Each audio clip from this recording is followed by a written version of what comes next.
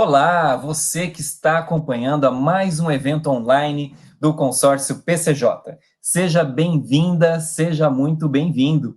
O Gota d'Água Entrevista é uma iniciativa do Programa de Educação e Sensibilização Ambiental que faz parte das capacitações do Projeto Gota d'Água, que capacita mais de 150 mil alunos por ano aqui nas bacias dos rios Piracicaba, Capivari e Jundiaí. Este ano, o projeto está debatendo a década da transformação, alcançando as metas da Agenda 2030 por meio da educação. Nunca é demais lembrar que a agenda das atividades do projeto está no site www.agua.org.br/programas/educação e sensibilização ambiental, conforme o link que está aparecendo aqui logo abaixo no seu vídeo. Agora sim, vamos a mais um entrevistado nessa sequência de grandes nomes da área de recursos hídricos, dos recursos hídricos, que estamos entrevistando e convidando aqui para um bate-papo para falarmos sobre água, educação e desenvolvimento sustentável. Hoje estamos recebendo aqui conosco a coordenadora de Planejamento e Políticas de Recursos Hídricos do Ministério do Desenvolvimento Regional e uma das responsáveis pela coordenação da elaboração do Plano Nacional de Recursos Hídricos 2022-2040, Adriana Lustosa. A Adriana também é mestre em Desenvolvimento Sustentável pela Universidade de Brasília e já teve passagens pelo Ministério do Meio Ambiente e participação ativa dentro do Conselho Nacional de Recursos Hídricos.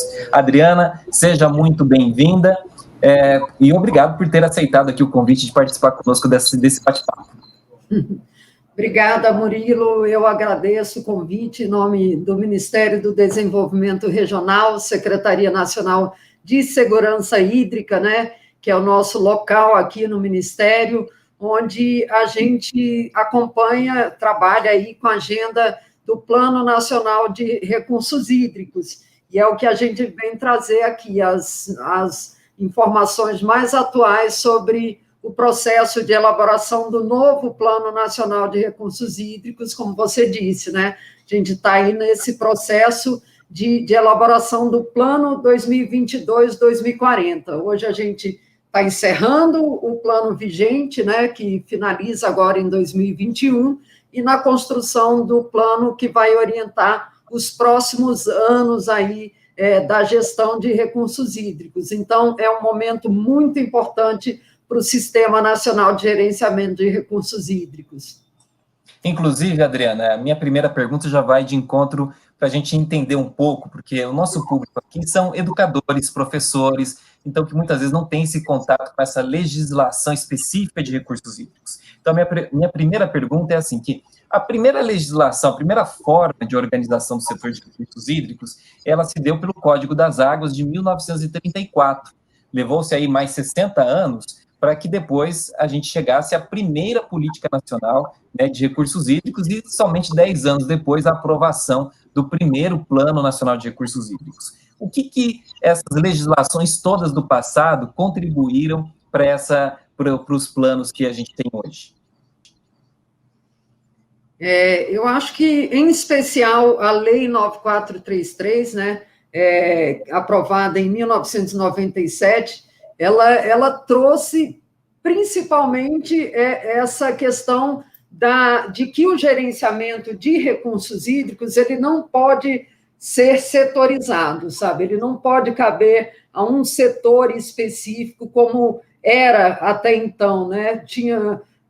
Um setor tinha um maior domínio sobre as decisões em relação ao gerenciamento da água. E a Lei 9433 veio trazer a questão do fundamento dos usos múltiplos da água, né? E para que esses usos múltiplos se deem, é preciso que todos os setores, os representantes de todos os setores usuários, eles tenham participação nas decisões a respeito desses usos, e não só os setores usuários, os usuários econômicos da água, mas também a sociedade civil. Então, acho que o principal é isso, é a questão de que a água ela só pode ser gerenciada de uma maneira integrada, olhando os diversos usos múltiplos, né? Esses usos múltiplos, e buscando integrar os diversos interesses em torno da sua gestão, né?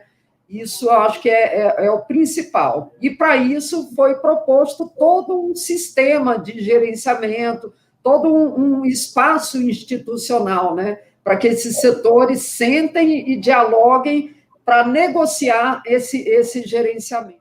E, inclusive, né, a gente está aí, como você bem lembrou, encerrando um ciclo. Então, tem um plano atual que está encerrando aqui a sua vigência em 2021 para vir esse novo plano. Quais resultados você elencaria que esse plano que está se encerrando esse ano deixa como legado?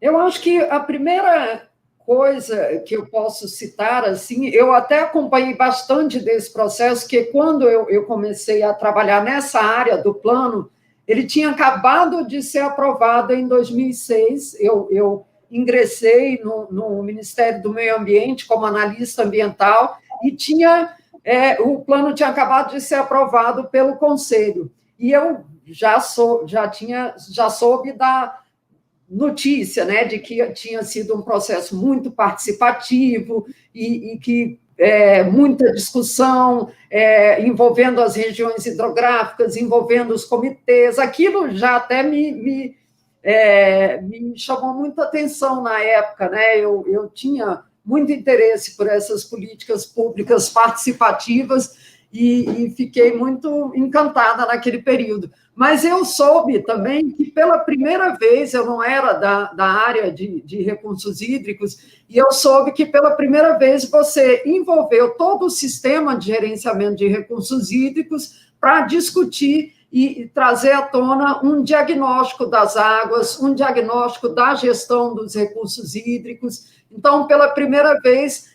o plano fez esse diagnóstico, que é até o primeiro documento do PNRH, que é o Panorama e Estado dos Recursos Hídricos no Brasil, né? Fez uma análise dos setores usuários, das regiões hidrográficas, organizou essas informações. Eu achei que isso foi muito legal em termos de organização, e depois a Agência Nacional de Águas assumiu esse papel de organização desses dados por meio dos relatórios de conjuntura, né? A partir de 2009, de 2009, os relatórios de conjuntura, eles passam a atualizar esse diagnóstico, e o relatório, inclusive, é um documento do PNRH, então isso foi muito importante naquela época, trazer essa discussão também, e desde então, muita coisa avançou no sistema e na política, né? Hoje, todo o país conta, ou tem um plano estadual, né? Todos os estados contam com o seu plano estadual, hoje estão elaborando seus planos estaduais, né? Só falta o Amapá e o Pará, hoje, que estão em processo de elaboração dos seus planos estaduais, o que é muito importante, porque é importante que o Estado conte com esse instrumento de planejamento até para orientar os demais instrumentos da política, né, para avançar na gestão de recursos hídricos local. Foram implantados comitês de bacia, os instrumentos de outorga, também a outorga avançou, o cadastro. Então, por outro lado, a gente vê que alguns outros instrumentos de gestão não avançaram como poderiam, né, que é o caso do enquadramento dos corpos hídricos. Você vê hoje um sistema de informações bastante robusto, né, em relação ao que a gente tinha em termos de disponibilidade de informações antes do Plano Nacional, né, antes de 2006. Então, acho que houve um grande avanço no gerenciamento de recursos hídricos, em parte orientado pelo Plano Nacional de Recursos Hídricos, muito pela criação da Agência Nacional de Águas como uma instituição implementadora da política, né, que trouxe também muita competência técnica para o sistema, né, e um quadro institucional. Então, a gente teve um fortalecimento grande em termos de política pública, mas ainda tem muito que avançar, né? Eu acho que... Isso que é o motivo agora de uma pergunta, uma outra pergunta para você. E quais são os temas do plano atual que você acha que vão precisar ser melhor trabalhados agora no novo plano? Eu acho que uma questão muito sensível, né, que não é do plano, mas eu acho que é para a política, um desafio para a política de recursos hídricos, é a questão da comunicação. Como é que a gente faz essa política que existe no Comitê de Bacia, que existe aqui nos órgãos do governo federal, nos órgãos estaduais, nas agências, como é que a gente faz ela chegar ao entendimento, né, à compreensão da sociedade em geral, né? Porque as pessoas, elas sofrem com as crises hídricas, sofrem com a falta de abastecimento, mas elas nem sabem o que existe por trás, existe todo um sistema organizado, né?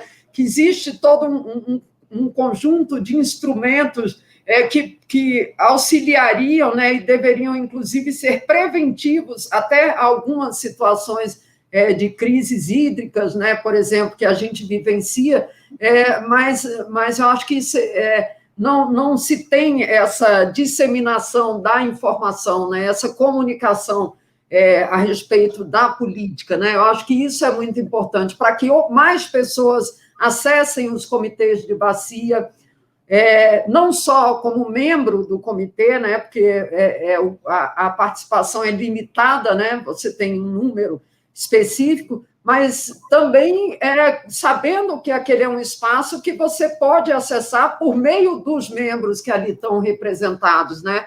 Hoje, com essas ferramentas virtuais também, todo mundo pode entrar numa reunião de comitê e saber o que está sendo discutido ali, né? E participar mais dessa gestão dos recursos hídricos, né? Mas isso tem que interessar as pessoas, e para isso interessar, concretamente, as pessoas têm que perceber o que aquilo faz mudar a vida delas, sabe? O que um comitê afeta na vida delas. Como aquilo impacta, né? Não é aquela ideia de que somente a água sai na minha torneira, tá bom, né? Não é isso. Extrapolar essa ideia até a água chegar na sua torneira, quantas pessoas trabalharam para que essa água chegasse, né? Então, essa questão da comunicação eu acho muito importante. Questões hoje que a gente está nesse processo de elaboração do novo Plano Nacional de Recursos Hídricos, então, as questões de eficiência no uso da água, né? A gente está numa rodada agora de diálogos setoriais, né?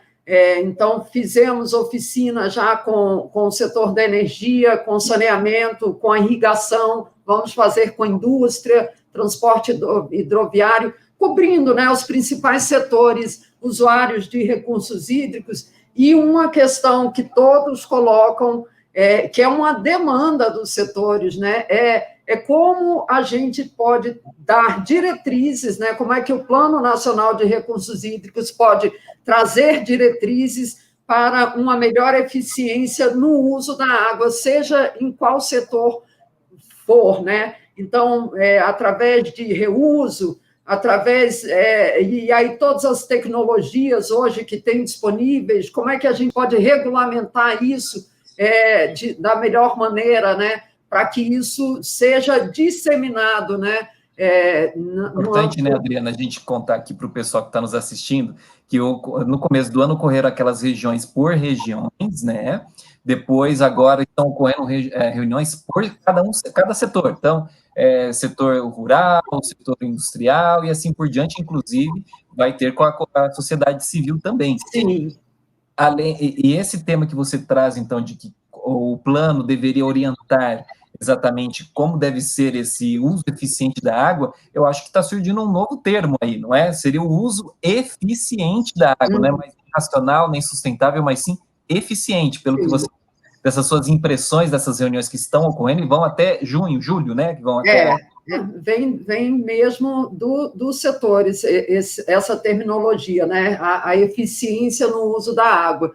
E a eficiência, ela se dá de várias maneiras, né? Não só pelas medidas aí, pelas tecnologias, né? De reuso, de dessalinização, mas também pela infraestrutura verde mesmo, pela revitalização das bacias hidrográficas, né, por medidas de revitalização das bacias, e aí são ações que vêm sendo propostas nesse processo. E o processo é um processo que, desde 2019, ele vem em andamento, mas agora, em 2021, é que a gente partiu para as discussões em cima dos documentos, né, do diagnóstico dos recursos hídricos e também trazendo contribuições para o plano de ação. Passamos pelas oficinas regionais, ouvindo os estados, em especial, né, as representações dos estados, mas sociedade civil, usuários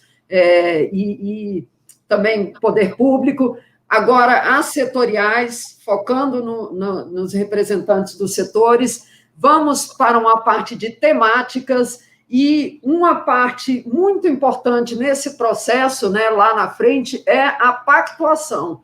Então, vamos ter esse processo mais aberto de levantar demandas, levantar a visão dos setores, da sociedade, mas também, no final, a gente vai sentar com comitês de bacia, com órgãos gestores estaduais, com os órgãos do governo federal e o Conselho Nacional de Recursos Hídricos para pactuar quais serão as metas do PNRH, em especial para o primeiro ciclo de implementação, né? O plano tem um horizonte de 2022 até 2040, mas o primeiro ciclo de implementação, os primeiros 4 anos, eles têm que estar bem pactuados, bem detalhados, que é o nosso primeiro horizonte temporal, né?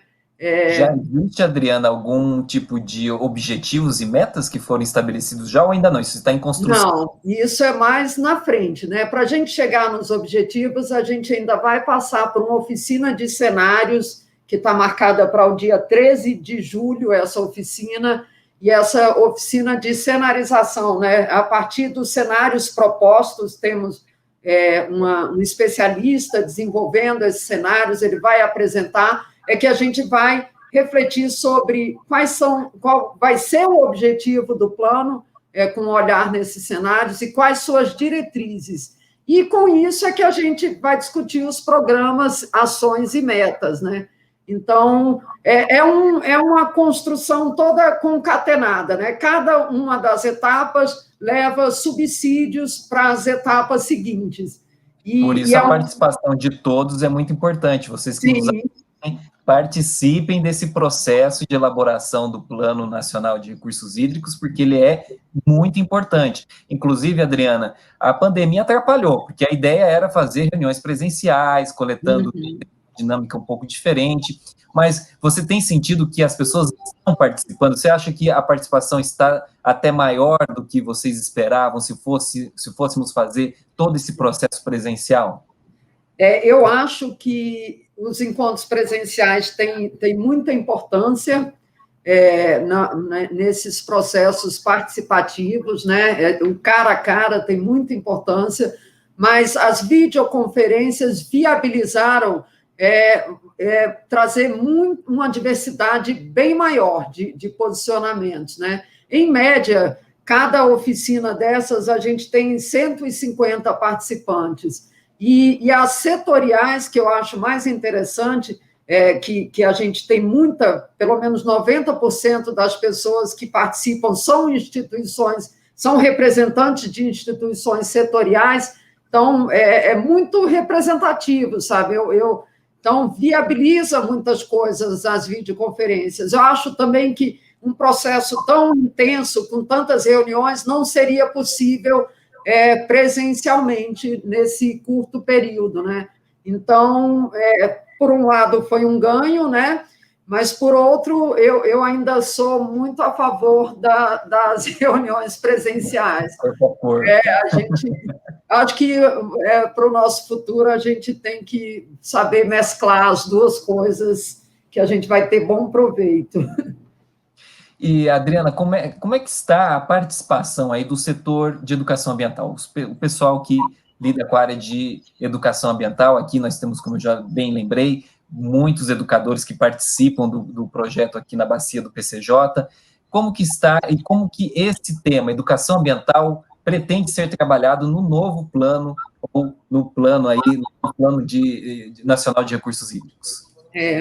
Bom, a educação ambiental, ela apareceu muito nas oficinas regionais, porque naquela ocasião a gente chamou os sistemas estaduais de gerenciamento de recursos hídricos. Então, quem era de comitê, quem era do órgão gestor que era envolvido com o tema da educação ambiental, participou muito naquele momento, mas ela vai ter uma oficina específica, né? Então, em setembro, a gente tem uma oficina sobre comunicação, educação ambiental e capacitação para a gestão de recursos hídricos.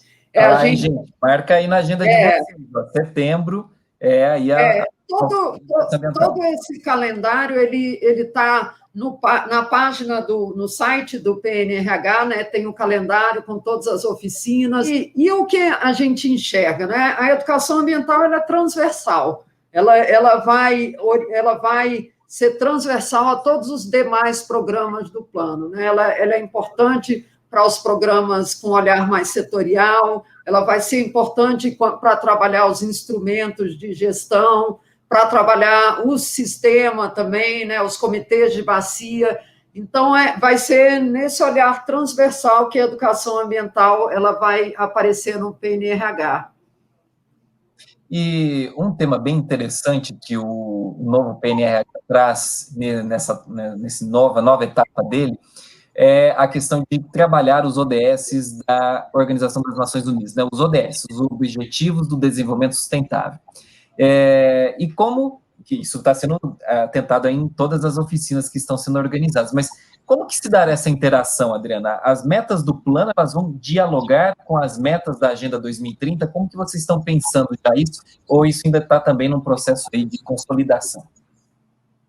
Isso já vem sendo feito, né, em relação às atuais agendas, tanto do MDR como da ANA, né, as atuais ações desenvolvidas, que elas sejam articuladas e compatíveis com as metas do ODS, e, da mesma forma, vai acontecer com as metas do PNRH, porque o objetivo, né, que é o objetivo dos ODS, é você ter parâmetros globais, para você ter formas de comparação, né, entre metas, entre indicadores e comparação entre os países, né? Então, é um interesse nosso. A Agência Nacional de Água já tem um estudo nessa linha, né, relacionando os ODS com as ações da agência, e a ideia é que as metas do plano estejam compatíveis com as metas do ODS, e que quando a gente averiguar o andamento do plano, a gente consiga também reportar o andamento dos objetivos de desenvolvimento sustentável. Com o novo plano, introduzindo os ODS, né, dentro das suas metas, eu creio que isso também vai repercutir depois nos planos estaduais, nas suas atualizações. Os ODS também acabarão, é como se o plano nacional fosse criando ali um guarda-chuva que vai emanando ali diretrizes para os outros planos, o plano estadual e também os planos municipais, não? Uhum. É muito importante que o Plano Nacional de Recursos Hídricos traga diretrizes para essa integração entre os níveis de planejamento de recursos hídricos, né? É uma coisa que falta um pouco, essa integração. Muitas vezes você até observa o que tem no Plano Nacional, mas a integração efetiva de metas, e ações coordenadas, isso ainda falta e ainda tem que avançar. Então, o próprio Conselho Nacional de Recursos Hídricos vem trabalhando numa resolução que traga diretrizes de integração entre esses níveis de planejamento nacional, o estadual e os das bacias hidrográficas, e os ODS, eles entram nesse bojo, né? Como também um instrumento de aferição, né? de metas. Mas sim, a ideia é que o Plano Nacional, oriente, né, os demais níveis de planejamento. Isso é muito importante. Eu até tenho aqui uma pergunta bem interessante, mas eu não sei se eu vou fazê-la agora. Eu acho que eu vou deixar para um exercício que nós vamos fazer logo em seguida, mas eu já vou lançar a pergunta aqui para que a nossa audiência fique sabendo, mas é para a Adriana já ir pensando, tá? Mas eu sei que isso vai ser melhor trabalhado num exercício que eu vou fazer com a Adriana logo em seguida, com um mapa aqui das regiões hidrográficas. Mas é uma pergunta é o seguinte: será que todos os ODSs serão trabalhados pelo novo plano, ou aqueles que possuem maior interação com a gestão de recursos hídricos? Não é para responder agora não, Adriana. Segura aí a sua resposta, você vai responder depois na hora que nós formos fazer esse exercício com o mapa das regiões hidrográficas. Mas, pegando esse gancho nessa questão que você abordou, da integração dos planos, né, das políticas, como é que você... como que você vê a forma de ampliar essa participação civil e no engajamento mesmo com os planos, tanto o plano nacional, quanto o plano estadual, o plano de bacias, para formar uma frente dessas pessoas buscarem mesmo que essas metas e resultados sejam alcançados por esse planejamento? Volta para aquela mesma questão, melhorar a comunicação com a sociedade. Eu acho que isso é fundamental, a gente conseguir melhorar a comunicação. O tema, a forma como o governo aborda a questão recursos hídricos ainda é uma maneira muito tecnocrática, então é árida, é difícil. Então, eu acho que tem que melhorar, sabe? Eu acho que a gente tem que traduzir um pouco aquilo essas políticas públicas, né? Para que é importante você ter a outorga pelo uso da água, né? Você ter esse controle, o que isso reflete ali no cidadão comum, né? Então, eu acho que a comunicação rege tudo isso num primeiro momento. Eu acho que a gente, nesse processo do PNRH, a gente tem previsto uma oficina com a sociedade civil também, e nessa oficina, um dos nossos objetivos é identificar indicadores que auxiliem no aprimoramento da participação da sociedade civil no processo tanto de elaboração, revisões de planos de recursos hídricos, como também de acompanhamento da sua implementação. Então, nessa oficina, a gente quer ouvir da sociedade como é que a gente pode melhorar a participação da sociedade nesse acompanhamento da implementação dos planos e também das suas revisões, elaboração, não só nacional, mas os outros níveis de planejamento. Por isso, pessoal, é muito importante que vocês acompanhem aí o calendário da atualização do novo plano nacional de recursos hídricos, porque todas as pessoas são importantes nesse processo, tanto os usuários, a sociedade civil, enfim, o poder público, é muito importante a participação de todos. Adriana, vamos aqui fazer um exercício, já que a gente falou tanto de ODS, Objetivo do Desenvolvimento Sustentável, o que é isso, né? Vou pedir aqui para a nossa produção projetar primeiro os ODS aqui para o pessoal ver e ficar ambientado, né? Então, são 17 objetivos, tá? Que perpassam aí por diversas áreas estratégicas da sociedade, né? E existem metas para cada uma dessas áreas, né? Então, são 17 que vocês estão vendo e acompanhando no vídeo com a gente. Só que eu vou propor um exercício para a Adriana, bem interessante. Vou pedir agora para a nossa produção projetar aqui para nós o mapa com as regiões hidrográficas do Brasil. Então, aí, ó, vocês estão vendo, esse é o mapa das regiões hidrográficas. Nós temos aí a região hidrográfica da Amazônica, o Atlântico Nordeste Ocidental, Oriental, Parnaíba, Tocantins, Araguaia, Paraguai, Paraná, que é onde nós estamos, né? O PCJ fica aqui dentro dessa grande região hidrográfica do Paraná, né? Tem o Atlântico Sudeste, Atlântico Sul, Uruguai e por aí vai. Adriana, eu quero que você faça o seguinte, nós temos ali os nossos ODS, como se fosse uma lousa com ímãs, tá? Você vai poder dizer aqui para nós, claro, os ODS, o conceito deles, eles são todos interconectados, não é para se privilegiar um em detrimento do outro, longe disso, todos devem ser trabalhados e todas as metas devem ser alcançadas. Mas, se a gente fosse avaliar aí a nossa situação hoje do setor de recursos hídricos no Brasil, qual ODS você colocaria aí que precisaria ser visto com maior atenção por essas regiões, para cada uma dessas regiões hidrográficas? É só você falar, o ODS tal, eu coloco na região tal e por quê, tá bom? Vamos lá, então? Fica à sua disposição agora o quadro aí, com os nossos imãs imaginários, você colocar nas regiões hidrográficas. Bom, o ODS 6 é o ODS da gestão de recursos. Vamos lá, esqueci de mencionar, o ODS não vale, o ODS não vale para todos. Esse, né? Eu te digo que é para todos, porque o Brasil tem uma defasagem muito grande em termos de saneamento, né? Então, e todas as regiões, eu acho que precisam avançar nessa questão do saneamento, e hoje a gente já vê que a Agência Nacional de Águas incorporou essa agenda, né, essa política de saneamento, a parte de regulação. Então, a gente tem a expectativa de que o Plano Nacional de Recursos Hídricos também contribua para se avançar nessa agenda, né?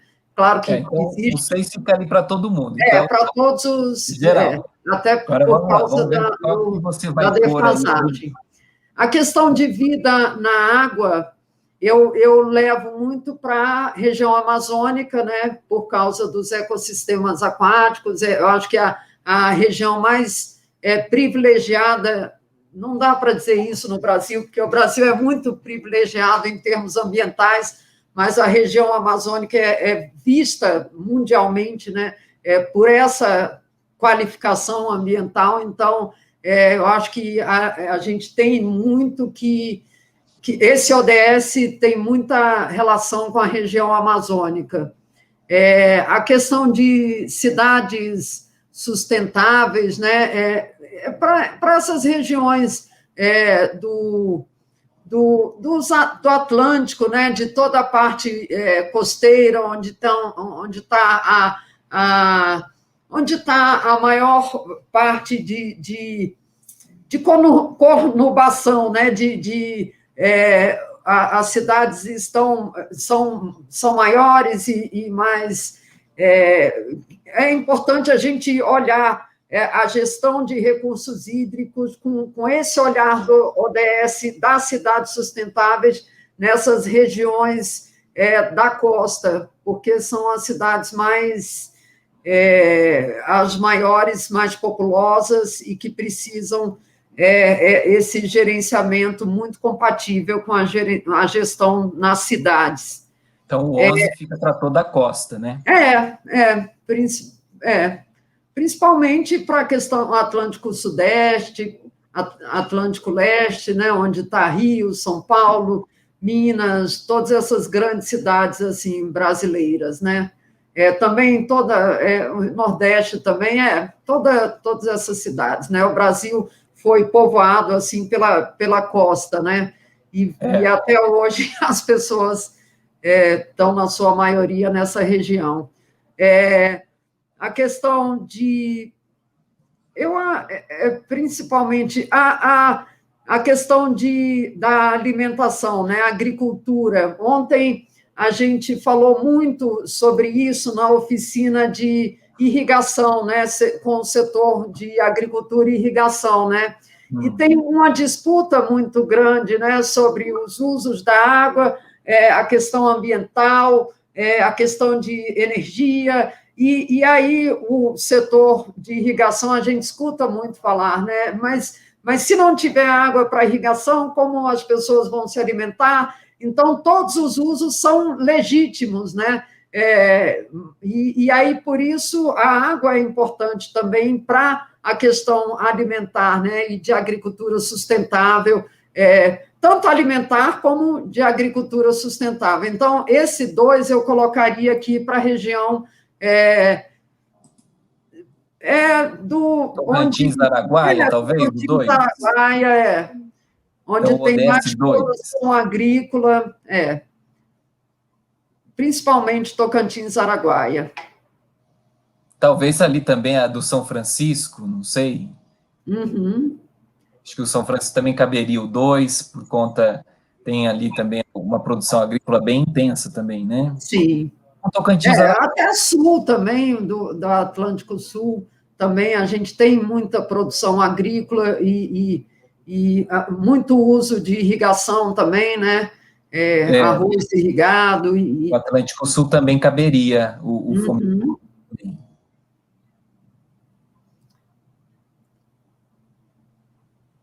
E do Paraná, qual que você acha que se enquadra na bacia na região hidrográfica do Paraná, onde está o... Esse também do vida na água é muito importante para essa região do Paraná, do Paraná e Paraguai também, né? Mas principalmente do Paraguai, né? Região hidrográfica do Paraguai.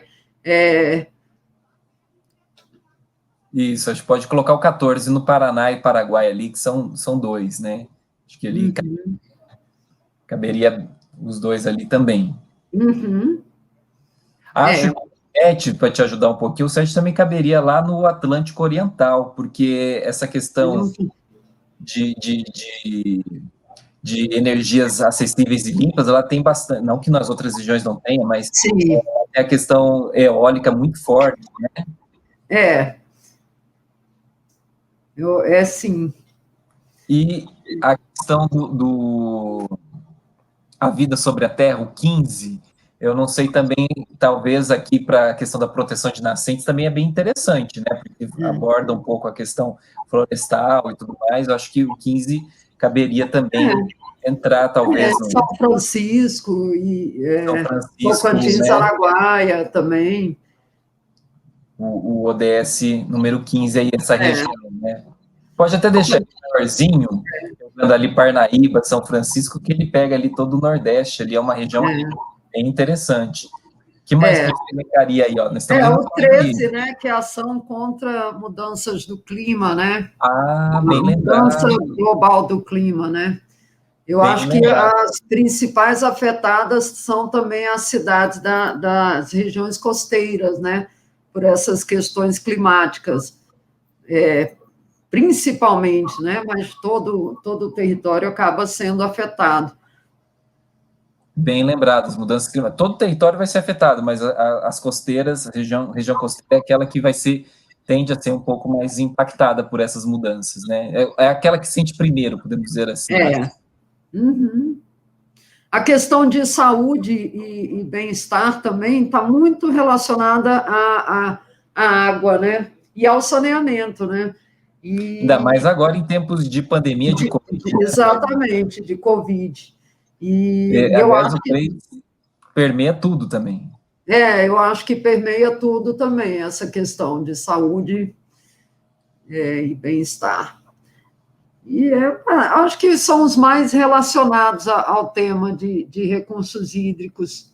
Consumo, com isso, né, Adriana, a gente fez aí um apanhado dos ODS que impactam de forma mais evidente, assim, os recursos hídricos. Não que todos devem ser trabalhados, né? Isso que é importante, que eu ia trazer. O 12, Murilo, para não ficar de... mas a gente já colocou, o 12 não colocamos, que é consumo e produção responsáveis. Isso é muito importante quando a gente fala de recursos hídricos, né?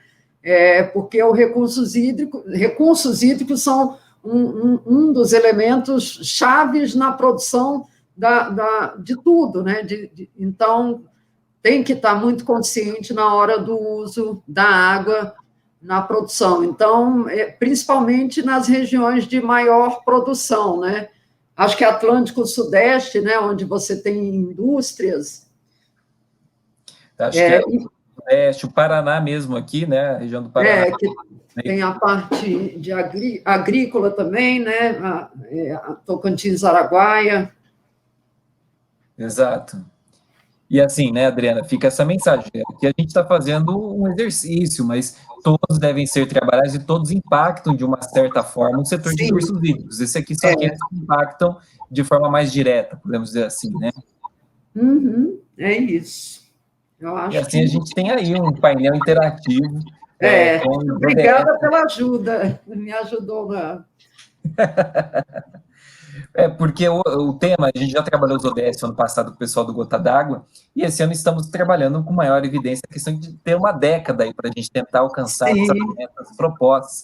Por isso é muito importante esse exercício da gente ver como enquadrá-los dentro das políticas públicas hoje, né? E olha, você vê, um exercíciozinho simples assim, a gente já consegue vislumbrar essas bem questões. legal, bem Bom, interessante. Adriana, Quem nós. sabe a gente leve para a nossa oficina lá na frente, Pois alguma é, coisa exato. assim. Uma boa sugestão. É. Você sabe que a gente tem um pessoal que está sempre ativo aqui conosco, participando do projeto Gota d'Água, são pessoas muito engajadas, estão todos os anos aqui, mesmo com pandemia, participam dos eventos digitais, e a gente resolveu fazer uma brincadeira, a gente vai ligar para elas, para ver assim, ó, estamos aqui batendo um papo com a Adriana Lustosa, grande nome da gestão de recursos hídricos no Brasil. O que você está fazendo na sua casa em plena pandemia, né? Vamos saber o que eles estão fazendo e ajudar para contribuir aqui no processo com a gente. Então, eu vou pedir aqui para a nossa produção ligar para eles, que eles vão funcionar como nossa plateia virtual. Vamos ver quais dúvidas eles têm com esse tema que a gente está aqui hoje debatendo nesse momento. Vamos lá, vamos pedir para o pessoal aí ligar. Vamos ligar agora para a Rosângela. Todos os anos do Gota d'Água, é bem assídua. Vamos ver como é que a Rosângela está e o que ela está aprontando na pandemia. Vamos ver, Adriana. Vamos esperando o telefone tocar. Olá. Olá. Estou aqui batendo um papo com a Adriana Lustosa, que está coordenando aí o novo Plano Nacional de Recursos Hídricos, falando de ODS, falando aqui batendo um super papo sobre recursos hídricos. O que você está fazendo aí na pandemia aí nesse momento? O que você está aprontando aí? Então, eu continuo bem ativa, né, nas ações de educação ambiental, né, com consultoria nessa área. E, melhor, eu estou vacinada, né? Eu fui vacinada, já tomei as 2 doses, então eu estou, não tranquila, mas já estou mais confiante, né, com essa pandemia. Que legal. Olha, então, aqui está a Adriana Rosângela, participa todos Oi, Adriana. Oi. E, Rosângela, então nós estamos batendo um papo aqui sobre ODS, Plano Nacional de Recursos Hídricos, Política Nacional. Você tem alguma dúvida que quer fazer para a Adriana responder aqui para a gente? Eu tenho sim, eu tenho uma dúvida, Adriana. A minha pergunta é quais são as ações que a gente pode adotar nos municípios, né, para que a gente consiga garantir a sustentabilidade hídrica, né, o uso eficiente dos recursos naturais? São tantas, mas aí depende do caso a caso, né, de quem está falando, né, pode ser uma instituição, pode ser uma escola, pode ser um comitê de bacia, né, então Aqui eu no acho... município. Então, o município, ele não faz parte formalmente do sistema de gerenciamento de recursos hídricos, né? Ele faz parte através do comitê de bacia. Então, a gente sabe que, por exemplo, no planejamento de recursos hídricos, a gente tem o Plano Nacional, tem os estaduais, tem o das bacias hidrográficas, mas não tem um plano municipal que organize a gestão ali no município, né? A gente tem os planos das bacias que muitas vezes agrega mais de um município, né? Então, acho que a principal coisa é que o município busque estar representado nos comitês de bacia, né, que estão ali no município, né, que busque participar de alguma maneira, né, do sistema de gerenciamento, né? Um primeiro passo, né, a prefeitura municipal busque essa representação dentro desses comitês. Mas, fora isso, eu acho que os órgãos municipais têm muito o que pode fazer em termos de gerenciamento de recursos hídricos, principalmente quando vai trabalhar no seu plano diretor municipal, sabe? Quando vai trabalhar o seu planejamento do município, buscar sempre estar de olho na legislação de recursos hídricos, estar de olho no plano de bacia hidrográfica, o que está planejado para aquela bacia, buscar essa integração, né, entre os instrumentos de planejamento. o da bacia hidrográfica do município, se não tiver plano de bacia, é sempre olhar o plano estadual de recursos hídricos, né, o que está previsto ali para aquele município, qual é o diagnóstico dos recursos hídricos daquele município, né, isso está contido no plano estadual, a qualidade daquelas águas, os usos, os principais usos, né, e para isso fazer o seu plano diretor, revisar o seu planejamento. Então, acho que sempre buscar essa integração com a política. Mas uma maneira bem pragmática é que as prefeituras busquem se integrar no sistema de gerenciamento por meio dos comitês de bacia.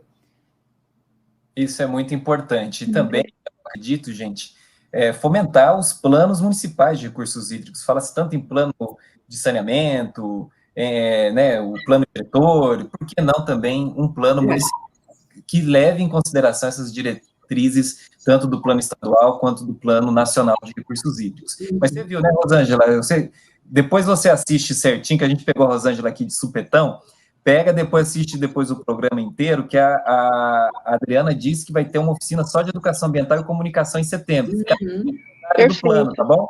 Depois ótimo. eu mando para você um WhatsApp. Muito obrigada. Obrigado pela participação, Rosângela. Um abraço.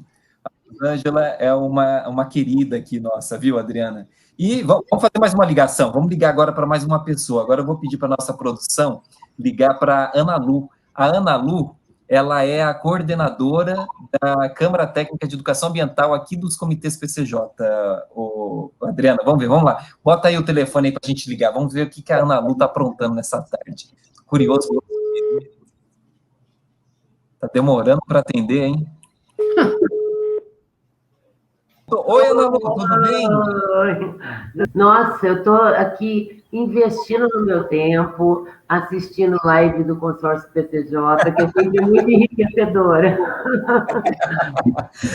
Obrigado aí por ter atendido a gente. Eu estou aqui tendo um bate-papo super legal com a Adriana Lustosa. Ela está coordenando o novo Plano Nacional de Recursos Hídricos. Estamos aqui falando de ODS, como que isso vai interagir agora com essas metas novas do plano de recursos hídricos, com os planos estaduais, planos municipais, enfim. Estou aqui batendo um super papo. Adriana, essa aqui é a Ana Lu, que é a coordenadora. Tudo bem, Ana Lu? Tudo bem. Ana Lu, você tem alguma pergunta aí para a Adriana sobre essa temática, planos e ODSs? Murilo, de fato, eu fui pega de surpresa. Eu me sinto que eu estou em frente ao gênio da lâmpada e eu tenho que tirar essa cartola porque eu gostaria de elaborar uma pergunta muito inteligente, porque merece, né, a prerrogativa que a Adriana tem. Olha, eu estava pensando aqui em termos, o que você acha, em termos do plano, que ele é um instrumento potencial para favorecer a participação dos diversos atores sociais, né, dos diversos variados grupos. Emendando a isso, você acredita que faz necessário atualizações para um maior alinhamento, para um diálogo maior com o ODS? Você acha que faz necessário atualizar o plano? Você acha que nós estamos aquém? Ou como que você acha que a gente está? Eu acho justamente nesse processo, né? A gente está finalizando o plano vigente, né? Que foi aprovado em 2006 e finaliza agora em 2021, e estamos num trabalho de construção do plano que vai vigorar, que começa a vigorar em 2022, com horizonte até 2040, né? Porque os planos de recursos hídricos, até por lei, eles são planos de longo prazo, né? O legislador já definiu que eles têm que ter esse olhar de longo prazo. Mas isso não quer dizer que ele tenha que ter metas também de curto e médio prazo, né? A gente olha para o futuro, mas também olhando esses ciclos de curto e médio. E os planos de recursos hídricos, isso acontece com o Plano Nacional, eles são revisados periodicamente, né? No caso do plano atual, ele passou por 2 revisões para cada ciclo, né? Então, toda vez que ele revisa, a gente olha as metas, prioriza metas para o ciclo seguinte. O que está acontecendo agora é algo mais profundo, né, mais complexo do que uma revisão de metas, né? Agora a gente está olhando realmente o diagnóstico, refazendo os cenários. Por isso que a gente está falando da elaboração do novo plano, porque é um novo ciclo, com novos cenários. Mas sim, essas atualizações, revisões, elas são fundamentais, porque a realidade ela muda, sabe? E o plano não pode ser um instrumento congelado no tempo. Hoje a gente tem um ponto a favor, porque o diagnóstico do plano é o relatório de conjuntura de recursos hídricos, e esse relatório ele é atualizado anualmente, né? Pelo menos e a cada 4 anos de uma maneira mais completa, né? E isso faz com que a gente tenha esse diagnóstico também alimente essas atualizações, né? E aí é isso, né? Tem que ter essa atualização, porque muda a realidade. Hoje a gente vê que nada que é sólido, nada é sólido, né? Tudo é líquido. Então, exatamente. E aí é isso, esse plano vai até 2040, com o primeiro ciclo até 2025, e vai passar por atualizações periódicas, olhando para os ODS, né, a cada ciclo. A ideia é essa, sim. E potencializando a participação social. Sim, eu acho que dessa vez bem mais. Eu até coloquei para o Murilo. A gente vai ter uma oficina com a sociedade civil, né? Aí não só a que está no sistema, mas também aqueles que não fazem parte do sistema, que não conhecem a política. Acho que até o nosso objetivo é trazer um pouco daqueles que não conhecem, para saber como é que a gente consegue trazer para a sociedade indicadores para que ela consiga participar mais do acompanhamento do plano, sabe? Quais seriam esses indicadores, quais seriam essas informações para que fique mais fácil esse acompanhamento pela sociedade da implementação do plano, das suas revisões. Então, a ideia é aproximar mais a sociedade do PNRH. Então, Ana Lu, tem lá no site, mando para você no seu WhatsApp daqui a pouquinho, com o calendário completo do plano, viu? Tá ótimo. Tá ótimo. Obrigado, Ana Lu, pela sua participação. Desculpe ter ligado aí, te incomodando nessa tarde. Vou continuar. A Ana Lu está prontando, pedi para ela vir contribuir aqui com o nosso bate-papo. Ai, tchau, querida. Ana Lu também é muito querida, viu, Adriana? Vou ligar só para mais uma pessoa, já estamos encerrando aqui já com o nosso tempo. Vamos ligar para mais uma pessoa. Vou ligar agora, sabe para quem, Adriano? O secretário executivo do comitê aqui do PCJ, André Navarro. Você conhece ele? Vamos ligar? Vamos ver aí. Vamos pedir para a produção tirar o telefone do gancho. Liga aí para a gente. Vamos ver. Ligar para o André. Vamos ver o que o André está aprontando agora à tarde, hein? Estou curioso.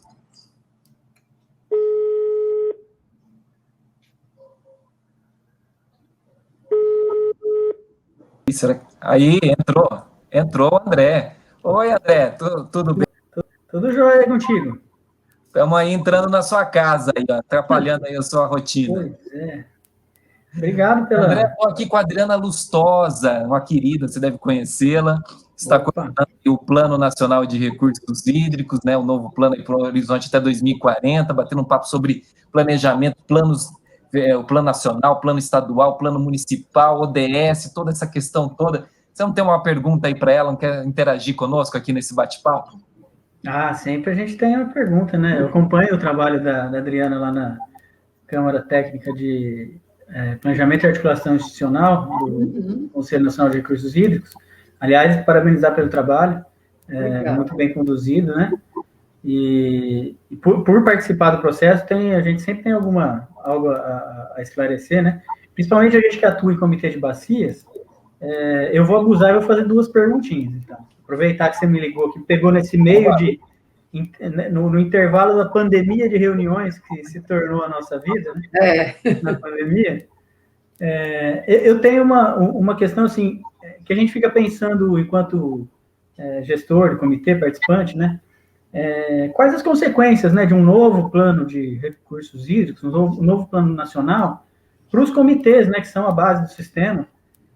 Então, a gente fica pensando quais seriam essas consequências, né?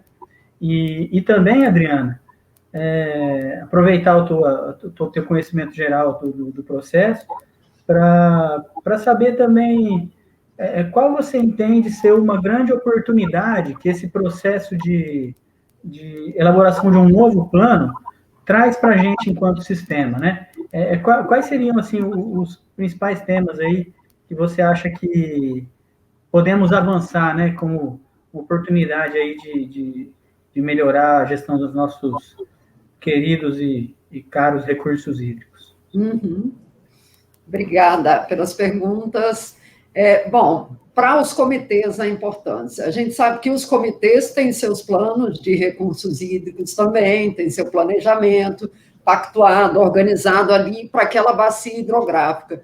Mas é muito importante que esses planos eles tenham uma integração com o plano nacional, né? Tem um olhar integrado, articulado com as diretrizes que são emanadas do planejamento nacional. E não é uma coisa de cima para baixo, tanto que o plano nacional ele vem sendo construído também a partir da base, os comitês estão sendo consultados, então a construção é a partir também da consulta aos representantes dos comitês de bacia e dos órgãos do sistema de gerenciamento de recursos hídricos. A ideia é que o plano, sem pegar as competências dos comitês, né, sem tirar as competências que são próprias dos comitês da bacia hidrográfica, ele consiga orientar o gerenciamento de recursos hídricos para que ele aconteça de uma maneira mais coordenada, né, mais integrada para o país, para o interesse nacional. E se a gente não fala somente do interesse nacional, né, tem coisas que são de interesse nacional, mas tem coisas que são de interesse de determinadas regiões, né, e precisa de um olhar a partir daqui do nacional para que essas regiões atuem de uma maneira cooperada, né? Então, é importante que os comitês observem o planejamento nacional de recursos hídricos, por isso que vai ter um momento que, lá no final também, que os comitês vão ser chamados, os comitês de bacias de domínio da União, né, vão ser chamados para pactuar metas dentro do PNRH, porque o PNRH não é um plano do governo federal, não é para os órgãos do governo federal somente, né? É para o sistema. Então, é importante que outras instâncias do SINGRE assumam compromissos também, porque senão não vai funcionar essa integração, né?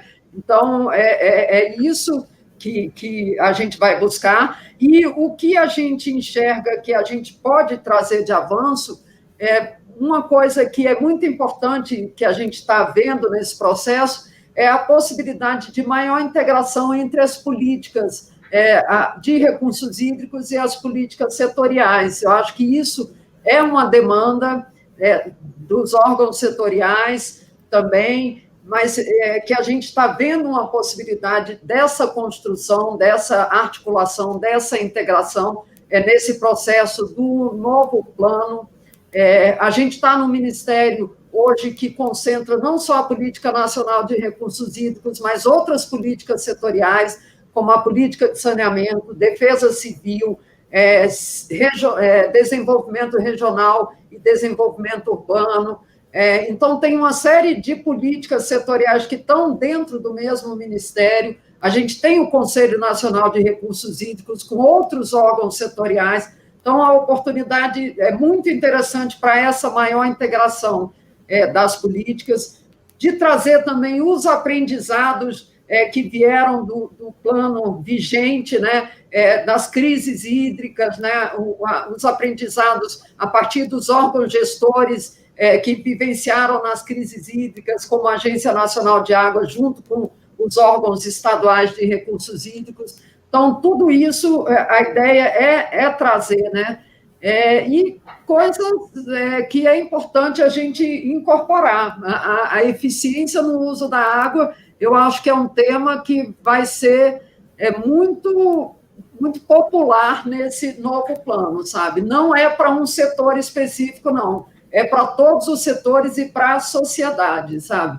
Esse tema ele vai perpassar todo o novo plano. E outras inovações, sabe, vão vir aí, porque eu acho que desde o plano atual até o plano vigente, até hoje, o processo de elaboração do novo plano, muita coisa avançou. A gente tem planos de bacia aí como modelos, como exemplos, que a gente já vai incorporar avanços. Então, acho que a gente tem condições de fazer o melhor plano possível nesse momento, assim. É isso aí, André. Então, está respondido, né, André? Plenamente respondido. Sua tarde, mas foi ótima a sua participação. Eu que agradeço a ligação aí. Um abraço para você. Um abraço a todos aí do comitê. Até mais. Obrigado, Murilo. Obrigado, Adriana. Obrigada, André. O André aí é o novo secretário executivo aqui dos comitês PCJ, Adriana, né? Então, é uma pessoa também super carismática e super querida aqui na bacia do PCJ. Olha, Adriana, não temos mais tempo. Acabou, já foi um bate-papo super engrandecedor aqui com você, com essas pessoas que participaram aqui de forma tão carinhosa conosco.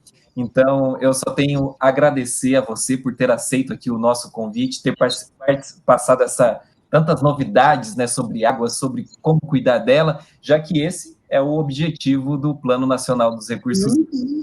O consórcio PCJ está sempre de portas abertas para recebê-la aqui conosco e compartilhar essas novidades. Obrigada, Murilo. Agradeço muitíssimo o convite e convido a todos para se engajarem aí no processo de elaboração do PNRH 2022-2040. Então é isso, pessoal. Olha, muito obrigado a você que aí nos acompanha pela internet, pelas mídias sociais. Fique atento ao calendário, tanto do planejamento aí do Plano Nacional, do novo Plano Nacional dos Recursos Hídricos, e também do projeto Gota d'Água. Então, não perca tempo. Acesse o site www.agua.org.br, fique por dentro das atividades do consórcio PCJ e também do calendário do projeto Gota d'Água. Foi um prazer estar com vocês aqui durante todo esse período, tá bom? Um abraço a todos e nos vemos até na próxima, no próximo Gota d'Água Entrevista. Um abraço a todos, até logo!